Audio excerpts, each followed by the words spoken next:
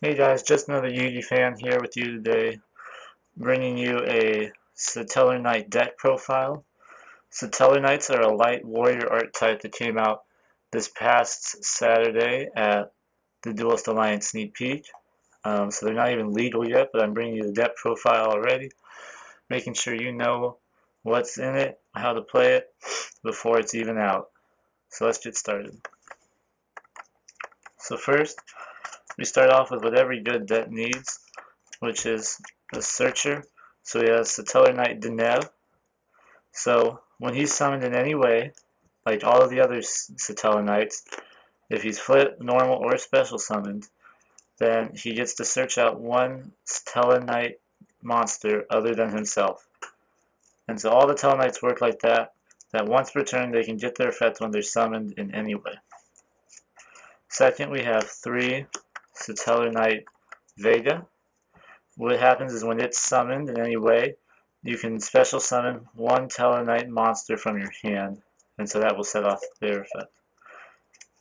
Third, we run 3 Satellar Knight Altair. What happens is when he's summoned, you're able to special summon one Tellar Knight monster from your grave, other than himself. The only restriction is that you can only do this once per turn, and during that turn, only Tellar Knight monsters can attack. But normally you can use him to make the big Exceed and not have to worry about that. Next, we run 2 Satellar Knight Unukai, which is when it's not summoned, you are able to send any Satellar Knight monster to the graveyard. And so this really sets up your plays with Altair by sending this guy, Satellar Knight Alsam, and when he's summoned, you can burn your opponent for 1,000 damage. So that's all of the Tellar Knight monsters. Next, we run 3 Kage Takage because all of these are level 4, and normally you normal summon once per turn, so he works really well in the deck. Next, I run 1 Photon Thrasher because it's just an easy light warrior to get out, help with that first turn, rank 4.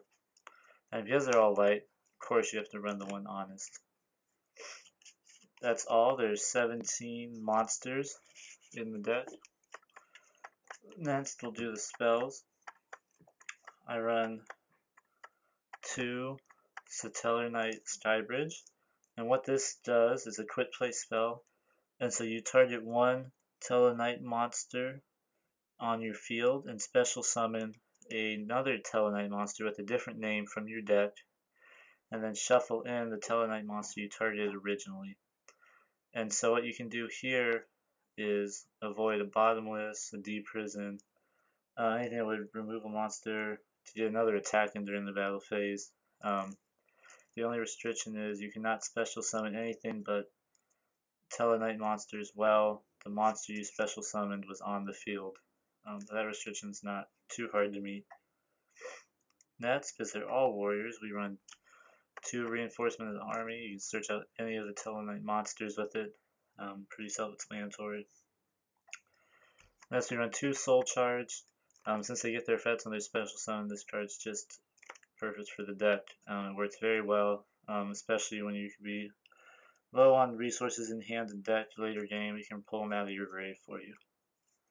Then for consistency and speed, we run 3 Upstart, just get through the deck, and 1 Book of Moon to utilize all of its abilities, whether it's flipping it face down, even to get another effect of the monster next turn, because they get one of their flip summoned.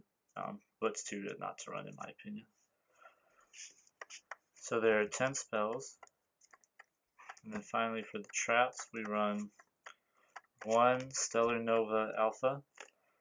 What it does is when a spell or trap card or monster effect is activated, you can send 1 face-up Tellar Knight monster to the grave, negate the activation, destroy the card, and then draw 1 card. So it gives you back the neg that you might incur from sending a monster to the grave, and it can negate anything and destroy it.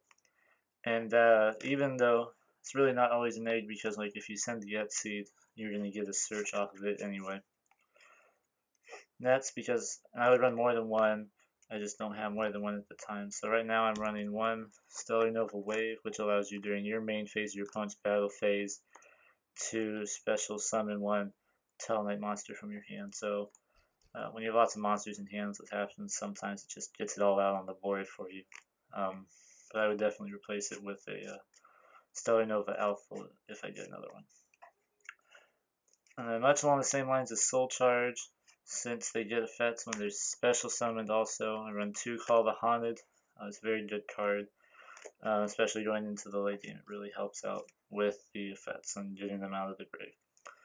Then we run 2 Fiendish Chain for effect negation, just to stun your opponent while you're getting to your combos. 3 Prison to take care of those problem monsters that can't be destroyed or you just need to get rid of. Then the 1-ofs, we run the 1 Solemn Warning because it's good. The 1 Bottomless, which is still pretty good. The banishing is really important in some decks. And then we run 1 Torrential Tribute just to get the board clear. 1 Compulse, which I think will be making more of a comeback.